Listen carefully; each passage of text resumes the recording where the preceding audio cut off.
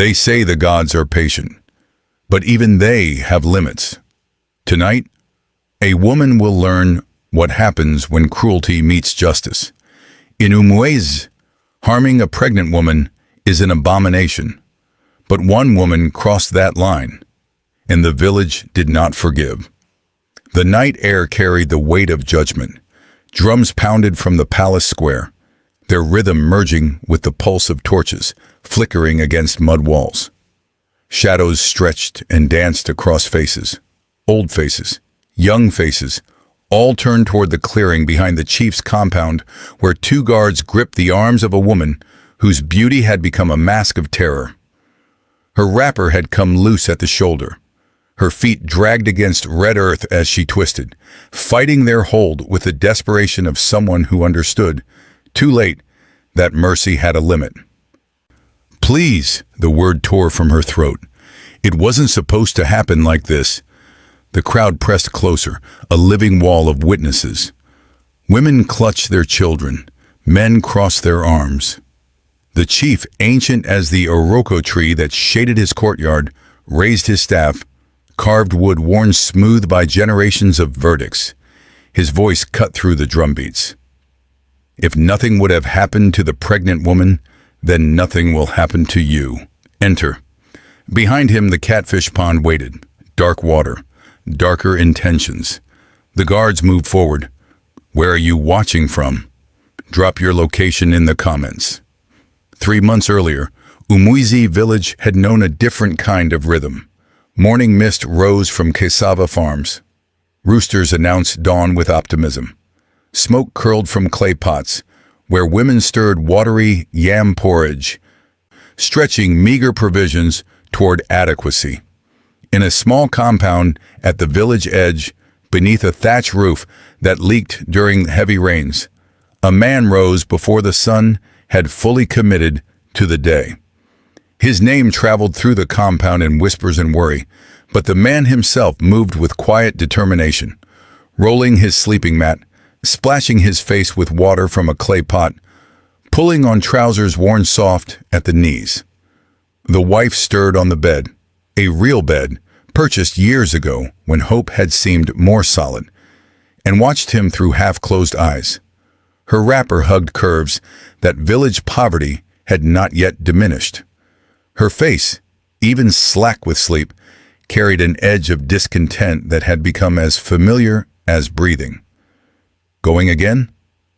No warmth in the question, just statement, dressed as inquiry. "The timber merchant needs carriers today.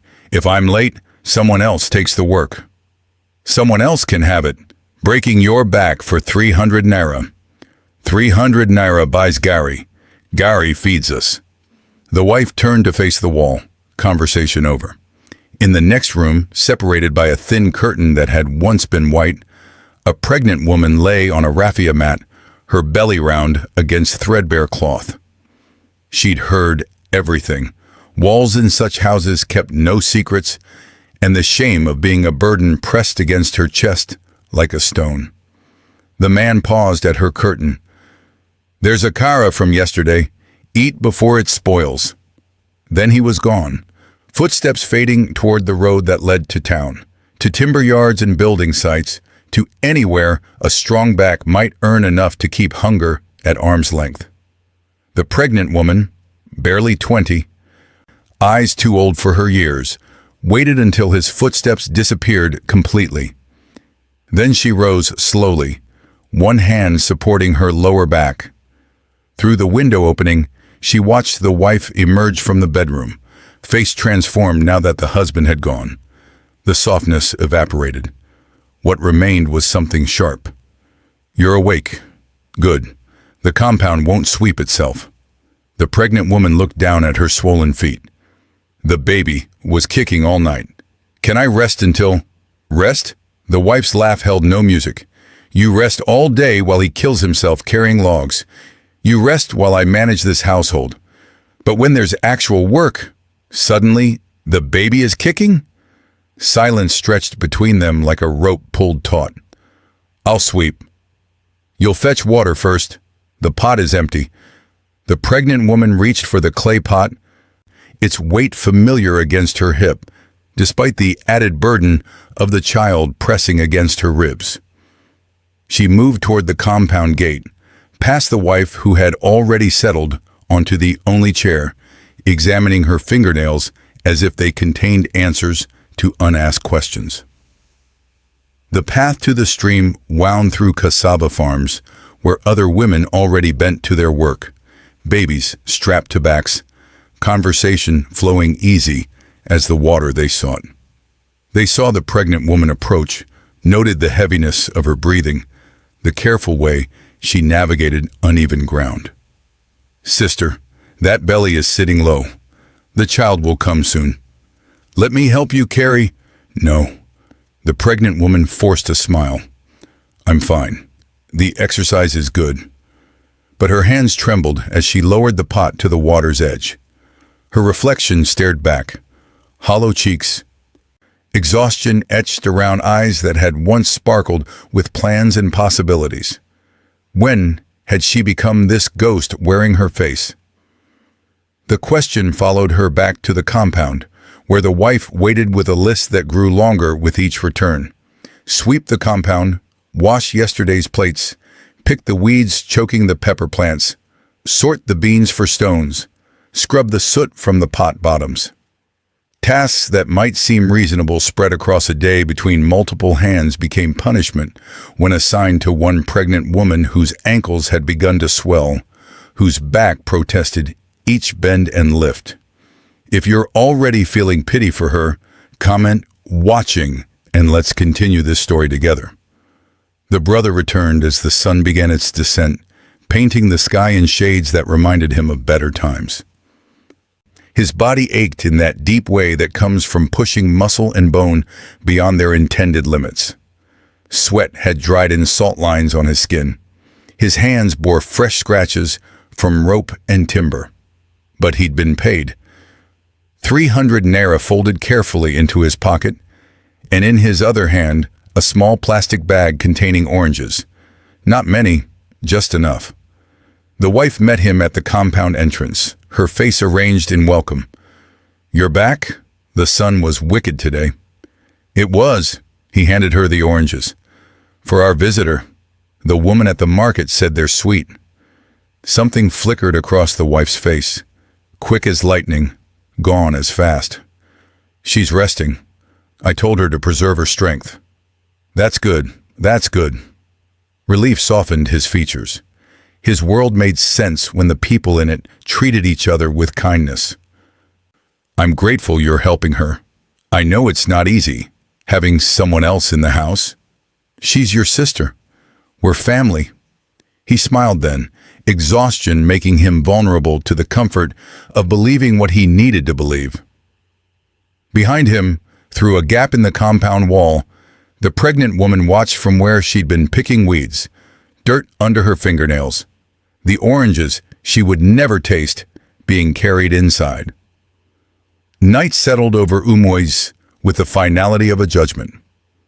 In the small compound, 3 people moved through evening routines, their interactions a careful dance of what was shown and what was hidden. The brother ate the meal prepared by his wife. Yam and palm oil, simple but enough. The wife served him, played her role with the precision of an actress who'd learned her lines.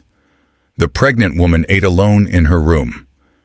Behind her curtain, a small portion that wouldn't be missed, her hand resting on her belly where the child moved and turned, innocent of the world it would inherit.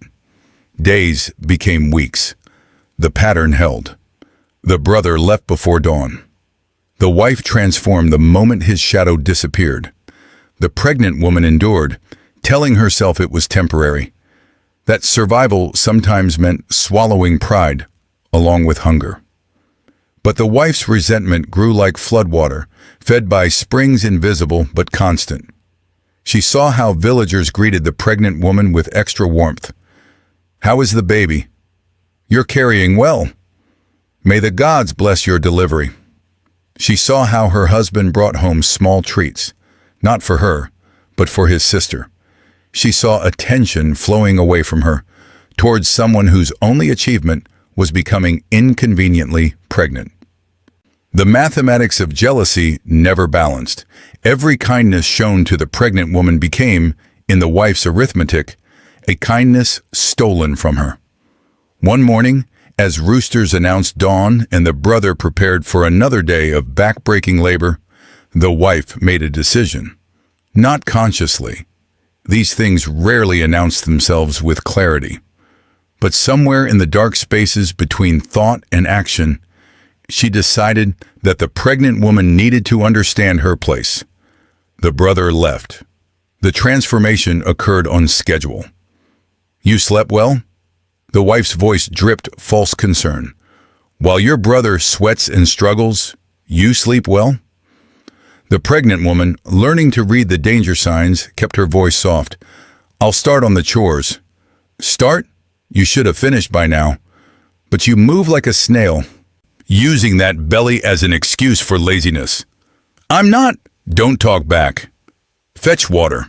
Double trip today. And don't think about resting between." The sun climbed higher, pressing heat against the earth like a punishment. The pregnant woman made trip after trip to the stream, the pot growing heavier with each journey, her feet finding new ways to stumble. Other women at the stream exchanged glances but said nothing.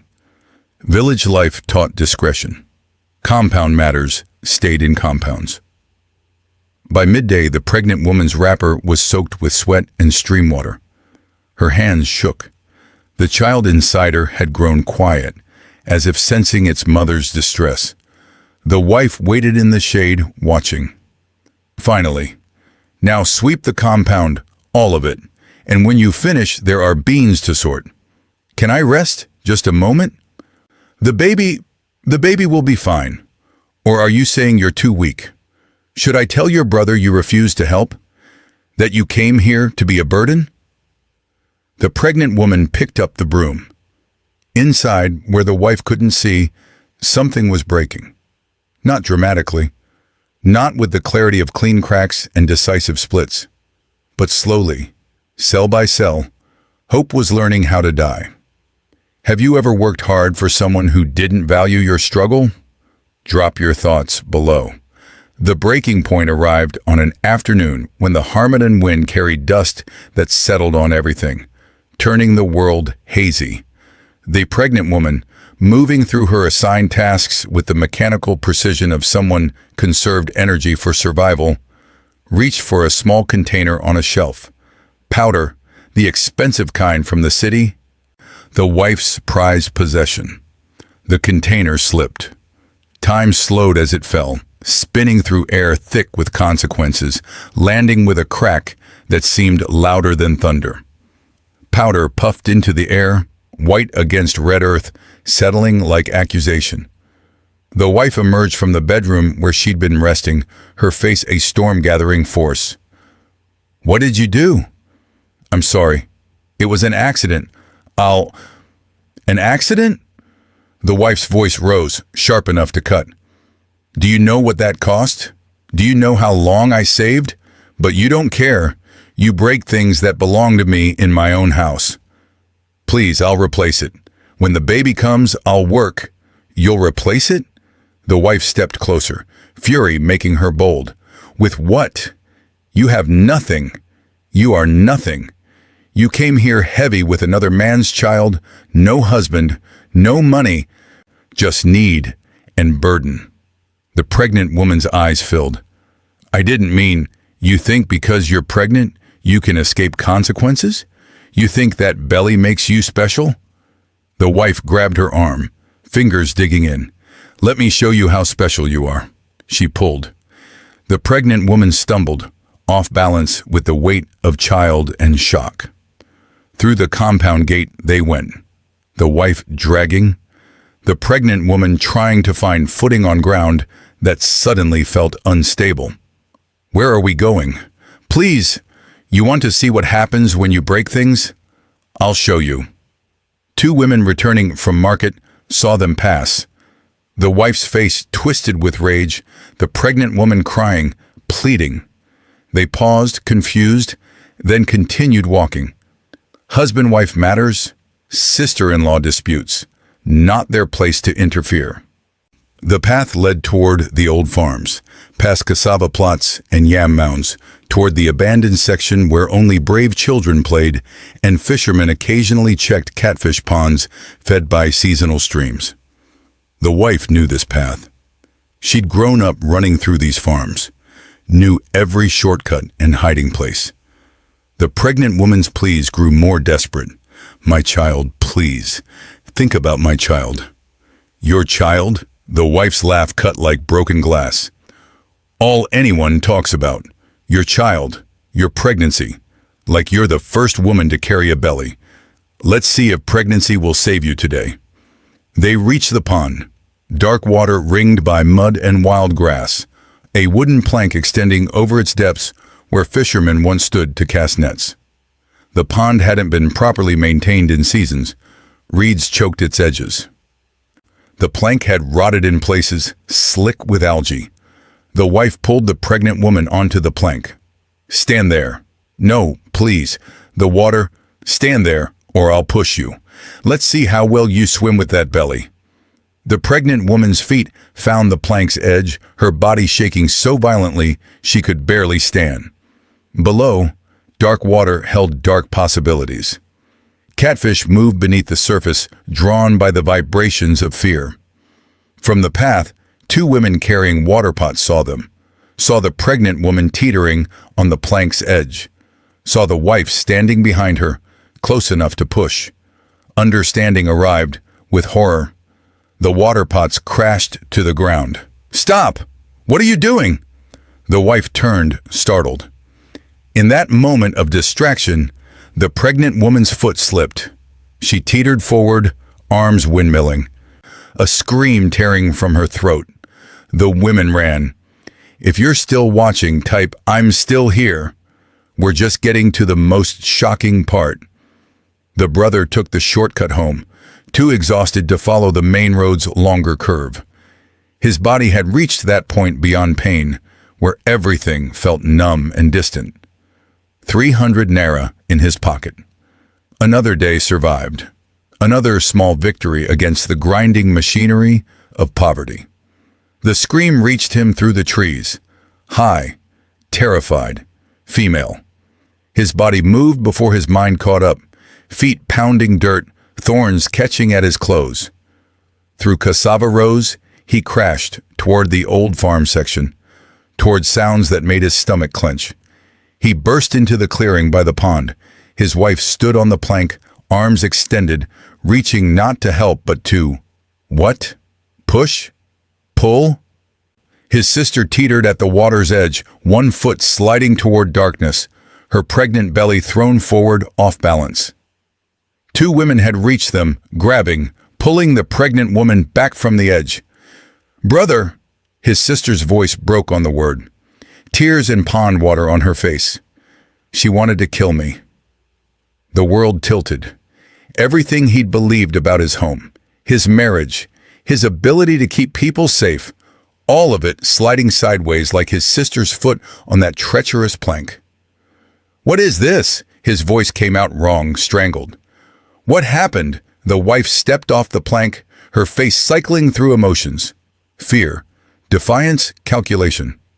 It was an accident. She slipped. I was trying to... She broke my powder container and I... The wife stopped, realizing too late that truth had escaped. "Powder?" The brother looked at his sister, her swollen belly, her tear-stained face. "She could have died? For powder?" One of the women who'd pulled his sister to safety spoke, her voice carrying the weight of witness. "We saw. She forced her onto the plank. We saw everything." The brother's legs felt weak. He sat heavily on the ground, head in his hands. His sister, his pregnant sister, the woman he'd promised their dying mother he'd protect. How long? The question emerged from depths he didn't know he had. How long has this been happening? His sister couldn't answer. She could only cry, the sound mixing with evening birds and distant drums that had begun to play in the village center, signaling something important, someone needed. The news spread like flame through dry grass. By the time they returned to the village proper, everyone knew. Amarachi, the wife of Obinna, had tried to push his pregnant sister into the catfish pond. Over powder, over jealousy, over pride. In Umueze, certain things could not be ignored. The elders gathered as the sun began its descent. The talking drum called people from their compounds. What began as rumor solidified into summons. The chief's courtyard filled with bodies and torchlight. The brother, Obinna, stood with his sister beside him, one arm supporting her shaking frame. The wife, Amarachi, stood alone, her earlier confidence crumbling as she faced the assembled weight of community judgment.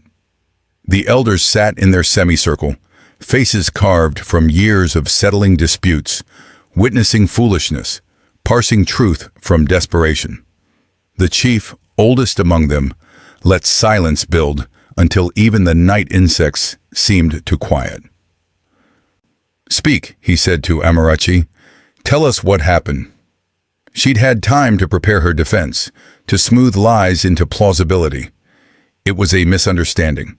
She broke something precious to me. I was angry. We argued. We walked. She slipped. I tried to help. You tried to help. The chief's repetition carried skepticism's weight. This is what the witnesses say you did? Help? The two women who dropped their water pots stepped forward. Their testimony came clear and damning. The way Amarachi had dragged Chisholm, the pregnant woman's name, spoken now with protection's reverence. The threats, the force, the plank. The moment before the near fall. Other voices joined. Women who'd seen Chisholm at the stream, exhausted, making multiple trips while Amarachi rested. Neighbors who'd heard shouting, seen the pregnant woman doing heavy work while her condition grew more obvious, more dangerous. The brother listened to testimony describing a reality he'd missed. Blind. So blind. Working himself to exhaustion while cruelty flourished in his own compound. I didn't mean for her to fall, Amarachi said, her voice smaller now. I just wanted to scare her. Teach her a lesson. Teach her? An elder leaned forward. Teach a pregnant woman by forcing her over water? Teach your husband's sister by threatening the life she carries? Nothing would have happened, Amarachi's voice rose with desperation. I wasn't going to let her actually fall. The chief stood. The crowd pressed closer, sensing approach of verdict. Nothing would have happened, the chief repeated slowly, letting each word settle. This is what you claim. Nothing would have happened, Amarachi nodded, grasping at the logic like a rope. Yes, nothing. Then you won't mind entering the pond yourself. The chief's voice carried no anger, no emotion at all, just implacable justice. For a moment, just to show us this nothing you speak of. If truly nothing would have happened to a pregnant woman, then nothing will happen to you. The courtyard erupted. Gasps, murmurs, some agreement, some shock. Amarachi's face went pale. No, you can't? The chief raised his staff. You were willing to force your husband's pregnant sister into that water, but you refused to enter it yourself? Is there something dangerous about that pond? Something that might harm a person, especially a pregnant person? Amarachi looked around wildly, seeking escape, finding none. The crowd had become a wall. Her husband stared at her with eyes gone dead. His sister leaned against him, one hand on her belly, watching. Enter, the chief said, or leave this village tonight and never return. Choose. Two guards stepped forward. Not the same guards as the opening scene. This was before. This was judgment being crafted. But they waited, ready to enforce whichever choice she made. Amarachi tried one more time. It was a mistake. I'm sorry. Please, mistakes can be forgiven. Cruelty must be answered. Enter. They led her to the pond. The crowd followed, torches turning the scene into something ancient, ritualistic. The water looked darker at night, the plank more treacherous. The same plank where she'd forced Chisholm to stand. She balked at the edge. I can't swim. Neither could your sister-in-law. Yet you put her there. The guards helped her, or forced her, depending on interpretation, into the shallow section where the plank's shadow fell. The water reached her waist. Immediately, Catfish stirred, drawn by disturbance. They weren't large enough to truly harm, but their mouths found her legs, her thighs, their whiskers scraping, their bodies pressing. She screamed, tried to climb out. The guards held her in for a count of 10.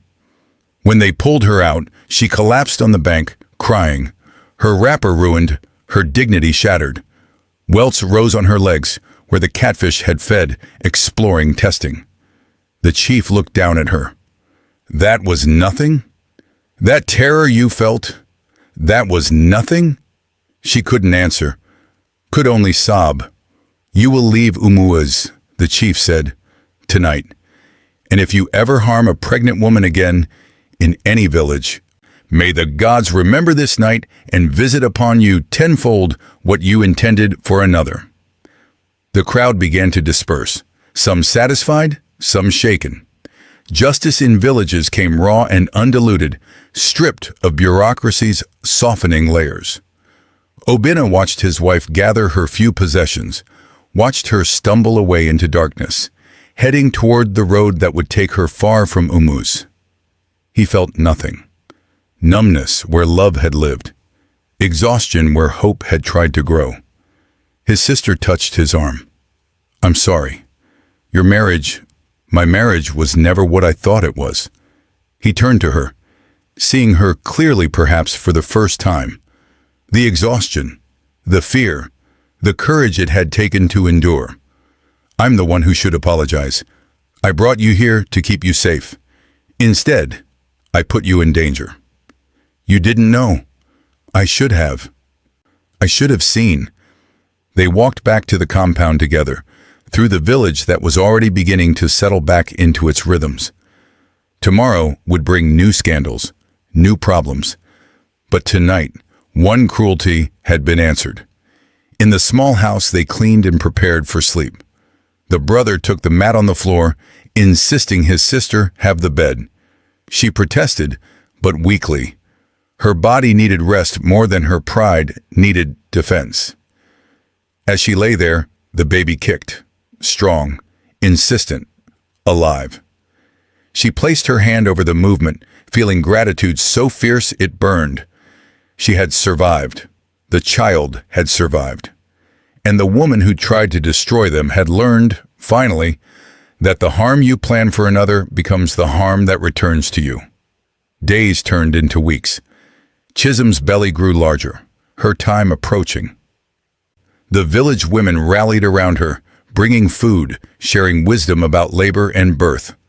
Obinna worked his daily jobs but came home earlier, bringing not just food, but presence, attention, protection. When her labor began on a night when the moon hung full and heavy, 4 women attended her. They sang the old songs, held her hands, whispered encouragement through each wave of pain. And when the child emerged, a boy, healthy, lungs strong enough to wake the neighboring compounds, the women ululated, their voices carrying joy across Umueze. Obinna held his nephew, marveling at tiny fingers and determined cries. He's strong. Like his uncle, Chisholm said, exhausted but smiling. Like his mother, Obinna corrected, who survived what would have broken others. The child grew. Chisholm regained her strength. And slowly, Obinna began to rebuild. Not his marriage, which was beyond repair, but his understanding of what family meant, what protection required, what love demanded. He never heard from Amarachi again. Rumor reached them occasionally. She'd found work in a distant town. She'd married again. She'd learned humility, or she hadn't. It didn't matter. She'd made her choice and lived with its consequences. The catfish pond remained, Children played near it, older now, wiser. The plank rotted further until someone finally removed it, replacing it with something solid and safe. But the story persisted. Parents told it to teach lessons about jealousy and consequence. Elders referenced it when settling disputes. "Remember the woman who entered the pond?" they'd say, and everyone would nod, understanding. The moral lived longer than the scandal. The harm you plan for another is the harm that returns to you. If you watch till the end, comment "Justice served" below, and share this story with someone who needs to hear it.